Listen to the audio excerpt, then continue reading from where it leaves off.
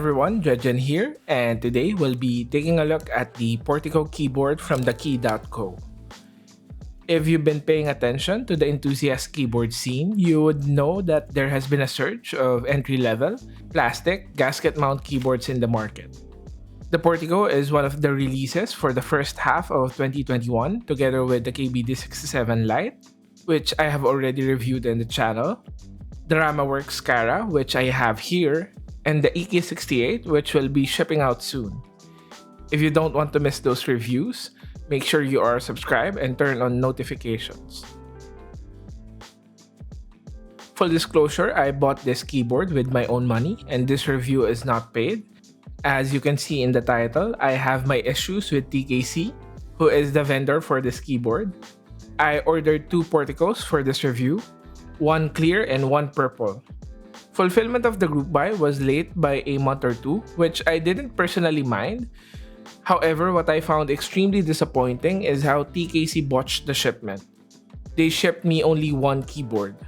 They missed shipping the clear Portico, which you may think is not a big deal. However, I waited 5 months for this board and I live in the Philippines, and TKC's shipping rates are shockingly high.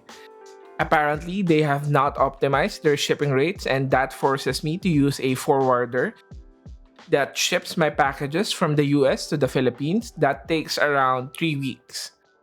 TKC did say that they will ship me the missed Portico, but I had to go through the process of creating a ticket, and since it's a new shipment, that means that I would need to wait for another month and pay additional shipping fees to get the board.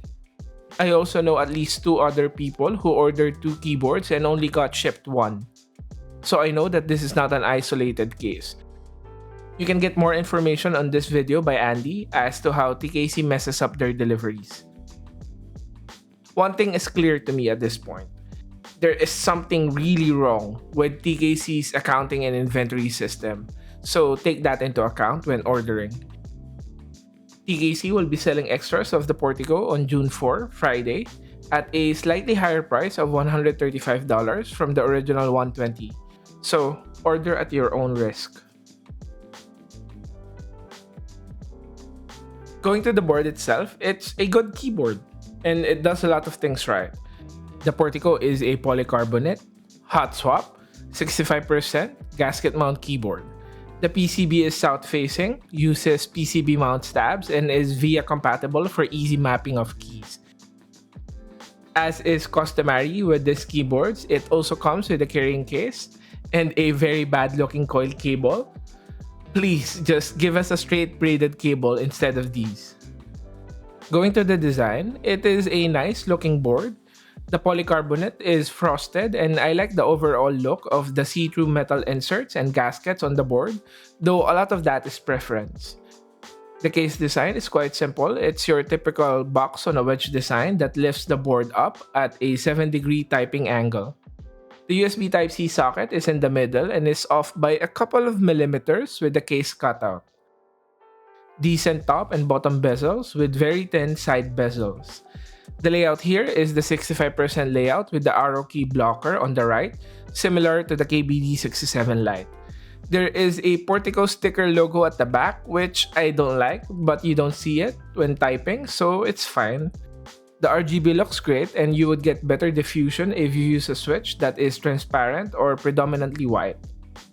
I also ordered the Portico keycaps. I ordered the black on white colorway, and I don't like these.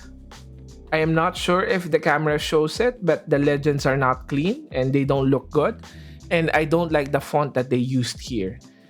If this is how Infinikey keycaps are being manufactured, I would be very disappointed with the Infinikey veneer and Amalfi that I ordered. This one is relatively affordable, but I would still advise you to skip these. In summary, I like how the keyboard looks, though it is not a standout.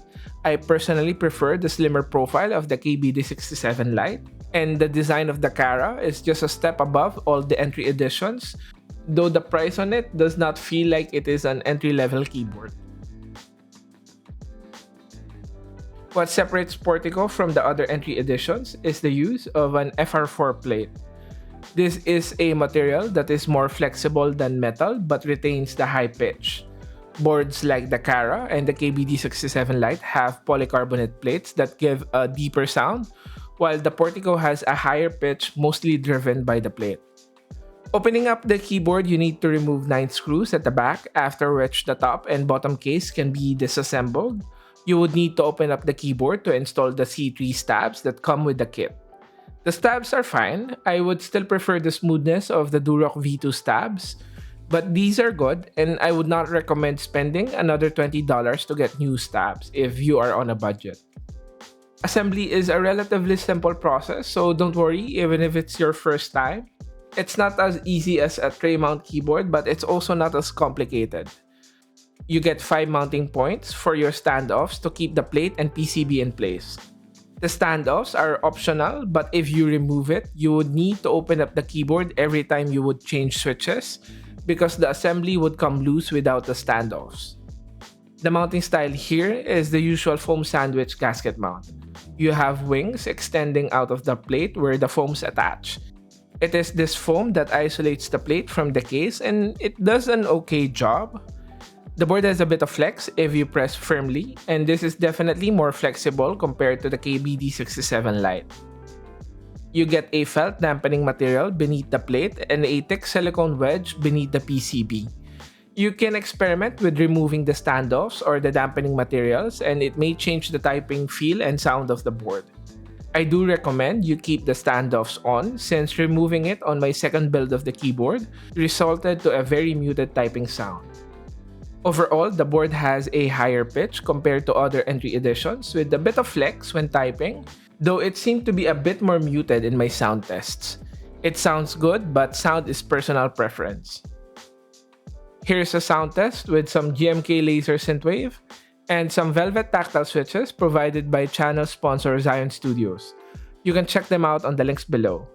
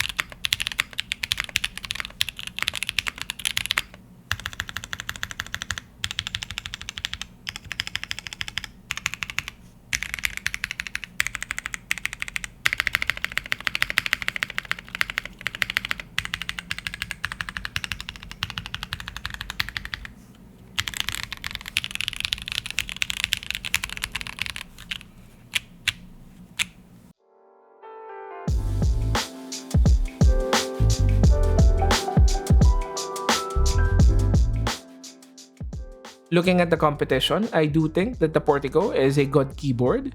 Even at the price of $135, you are getting a good typing experience for your money. However, it is not a standout among its peers. The mounting system is better and more flexible compared to the KBD67 Lite, but the KBD67 was cheaper on its initial release, and the round 2 will be offering Bluetooth compatibility. The decision between the Portico and the KBD67 Lite will likely go down to which is available in the market at the time that you are making your purchase. If both are available, the Portico has a more flexible mount and higher pitch in comparison, so choose based on your preference. I have not yet used the EK68 at the time of writing this review, but I imagine it would be a better alternative if you have the money to splurge. Having used the RamaWorks Cara for more than a week, I believe it is way overpriced, and I would only recommend buying it if you like how it looks and if you just want the brand and if you're willing to pay an additional $100 for it. I may also get a lot of hate for this, but the NK65 entry edition, in my opinion, is already outdated and irrelevant. Plate mount stabs, the stiff tray mount, top mount hybrid, and the awful build quality is just not worth it on the NK65. So overall, the Portico gets a lot of things right. You get a good typing experience for a decent price as long as TKC remembers to ship your keyboards to you.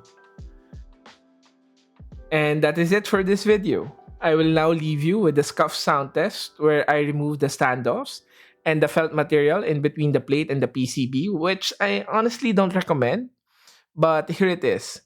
If you enjoy the content, please do consider subscribing, and I hope I have helped you in deciding whether this is the keyboard for you.